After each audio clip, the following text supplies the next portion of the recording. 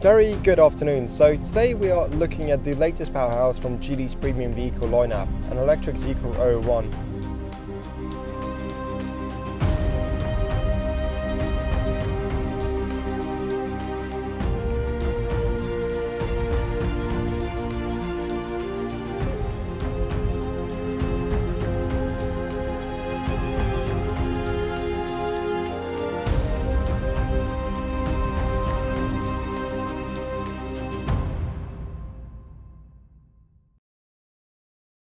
Feels a bit controversial reviewing an electric car on a channel focused on combustion engines, but Zeekr is still exclusive to many countries.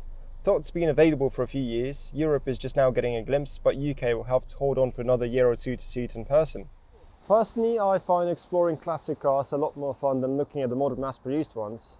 But it certainly gets more interesting with the emergence of lesser-known premium electrical car brands, especially from China, which are starting to challenge the industry and likely soon have a global expansion. That to say, Tesla and McLaren started as startups, and look where they are now.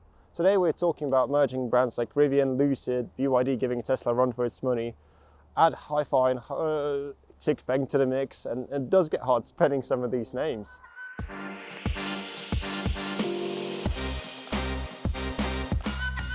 So here we have a Zeekr. It's a fresh premium electrical sub-brand under Geely's umbrella. And to many of you, and probably and same as to me, Geely always looked as the economy class brand, which turns out it's not that small.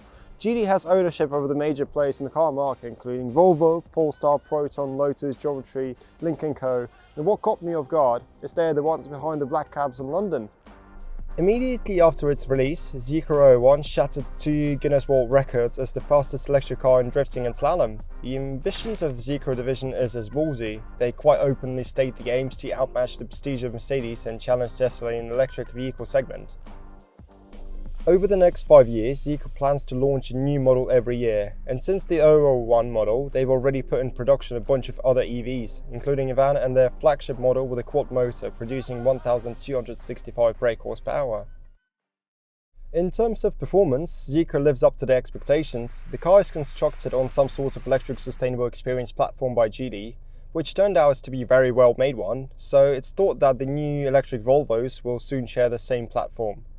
Beneath the body, it is equipped with the 2 motors delivering to all 4 wheels a combined 544 horsepower and 700 Nm of torque.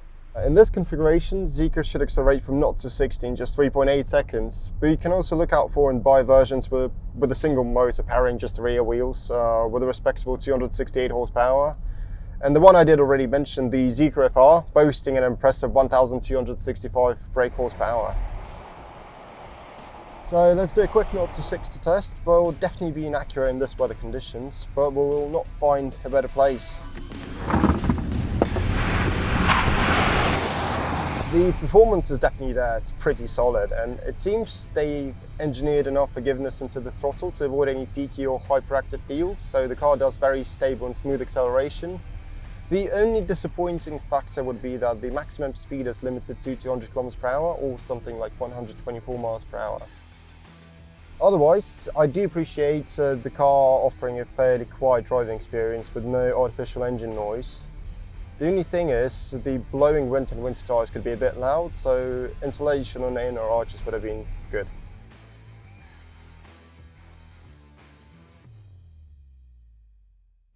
Still unsure about the exact class this model falls to. Sort of sporty crossover or raised liftback with the kind of specs you'll find in high-end electric cars. Regardless, the car is looking quite impressive, and yes, from the side it looks like Porsche Panamera shapes.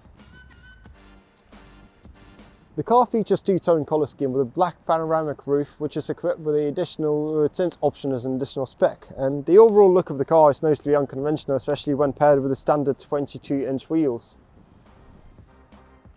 The doors, following a current trend, feature flush handles, which are not particularly necessary as they open and close automatically with a touch on the sensor. Come on.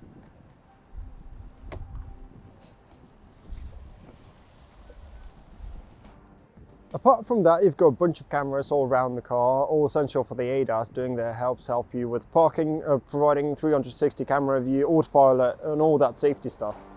They are scattered on front fenders, side mirrors, front and rear bumpers, spoiler, roof, and even a few inside the car. On top of that, Zeekr is equipped with 12 ultrasonic proximity radars that scan the surroundings. 2 charging ports complying with GBT standard are located on the driver's side, which open and closes with an electric drive. Out of the whole car look, I'd give my preference to the rear, especially to its 3-dimensional taillight and an LED strip on top.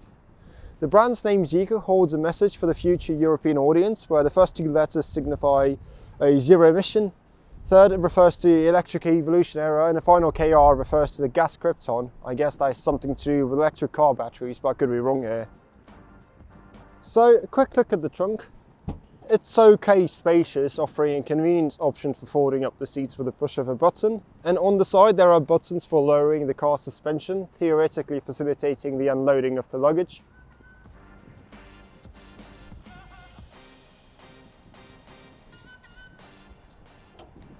Nothing under the hood except a tiny little compartment for your laptop, and I do like how everything is neatly tucked away under the plastic, looking very clean.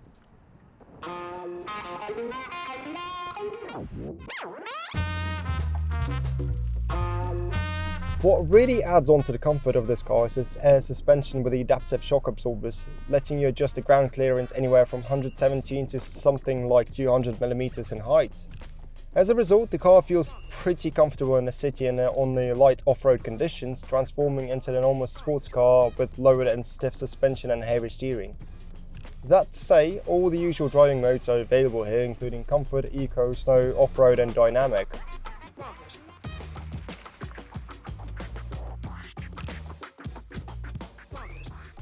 The Zeekr's claimed range for a dual motor configuration is around 360 miles, which sounds quite alright. In reality, these figures are definitely lower, especially in our current freezing conditions and the way we are driving. Our tests suggest that we're approaching a range of 300 miles, take or add a bit more, but they were pretty smart about it and then created a must-have feature for all the electric cars out there. So on the display, they created the 2 variations of the range, one nominal and one dynamic. And the dynamic range just reflects your driving range under the active driving conditions, which seems a lot more realistic. I really love the inside of this car. I spent a good amount of time figuring out what's wrong with this interior, speaking in a good way. What I did notice is there's hardly any bare plastic, just a bit on the dashboard. Otherwise, the entire car is covered in soft Napa leather and Alcantara. Look at how they've used the orange colour throughout the interior, on the seat backs, door panels and stitching. Plus that Alcantara light shade of grey. Very nice. It just seems lively, yet still holds that formality bit in it. The interior finish certainly does lag behind the Western premium brands. Very S-classish here.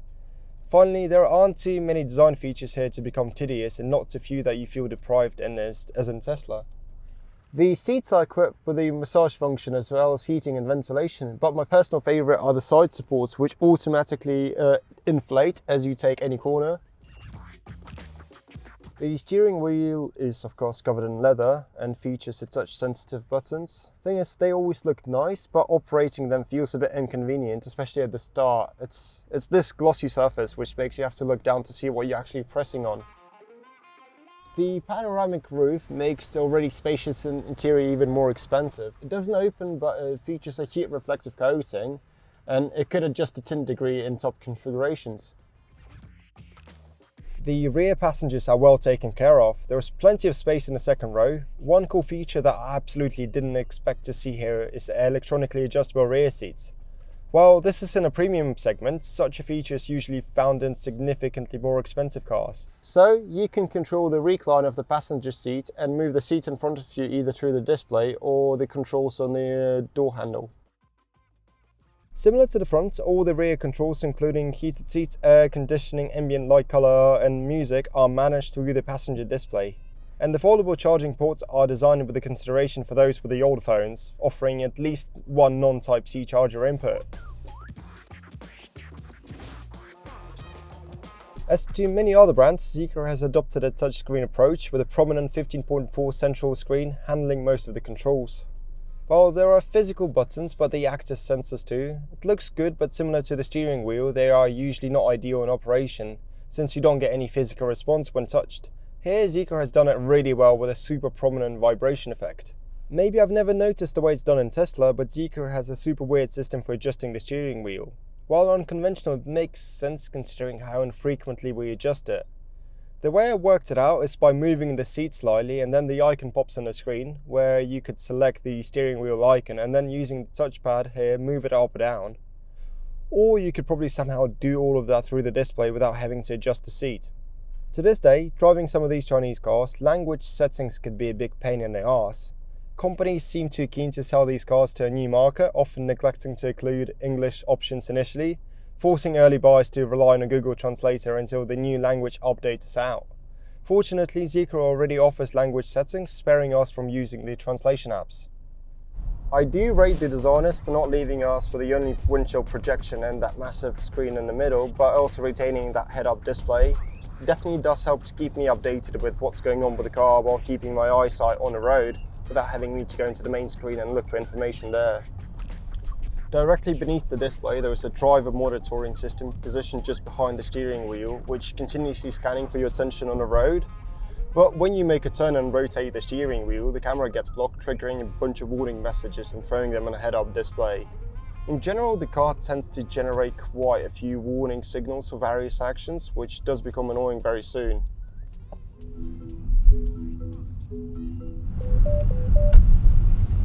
Chinese models are emerging as a competitive options, providing both the features and, in my opinion, the quality appearance at the price point that no European alternative can match. While it may not occupy the premium positioning of Porsche Taycan and Mercedes EQS, there is a substantial price difference between these cars. So Zeekr starts at £52,000, and for the dual motor that will be close to £60,000, while European competitors such as the Mercedes EQS will be twice that amount. With its array of premium features, powerful motors and an appealing design, Zeekr certainly has significant market potential. The only lingering question is availability, and in some ways we have already tested it in quite cold conditions, where it showed absolutely no issues at all. It earns high marks as perhaps a second family car, offering a great comfort and a bunch of high-end features, while also capable of giving it solid acceleration when needed. Given its success in China and other export countries, it wouldn't be surprising to see Zeekr making a significant impact in the Europe market too, and I guess we'll soon find out.